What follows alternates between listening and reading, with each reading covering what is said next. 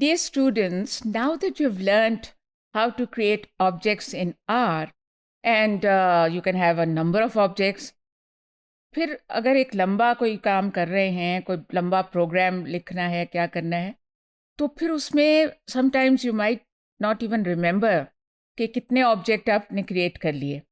So therefore, I would like to show you how you can display the list of objects that you have created in one session.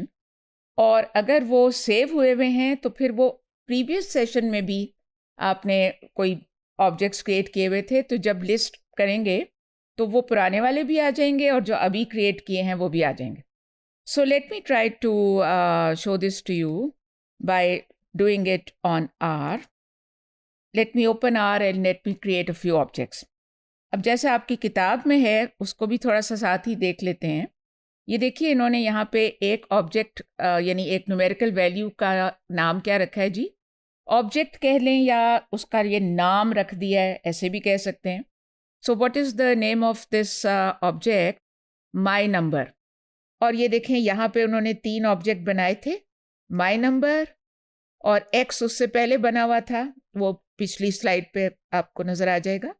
और my number और x 2 थे और तीसरा ये Y.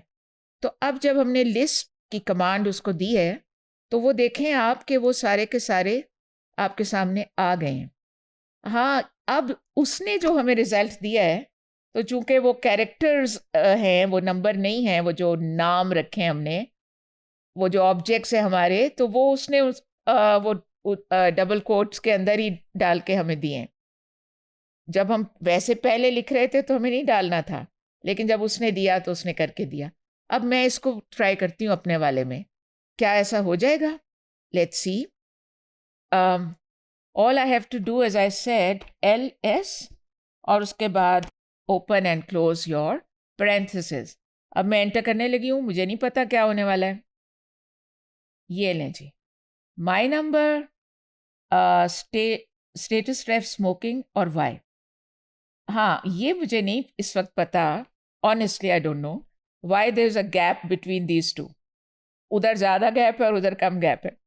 लेकिन इसमें जो चीज़ मुझे पता भी है और आपको कन्वे भी करना चाहती हूँ, उसको देखिए स्टूडेंट्स, कि आपका ये जो जैसा कि आपकी बुक में लिखा हुआ है और स्लाइड पे मैंने डाला हुआ है, अल्फ़ाबेटिक ऑर्डर में आपको वो देगा.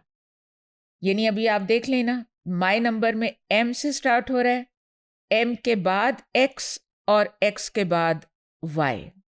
और जो मैंने किया है अभी अभी आपके सामने, उसमें देखें माई नंबर M और फिर स्टेटस S और फिर Y. तो आप इस पे एक्सपेरिमेंट करें, तरह तरह के ऑब्जेक्ट्स क्रिएट करें और उसके बाद उनकी लिस्ट अगर चाहिए, जो कि आपको ज़रूर प्रैक्टिस करनी चाहिए, तो simply LS and you get the list in alphabetical order.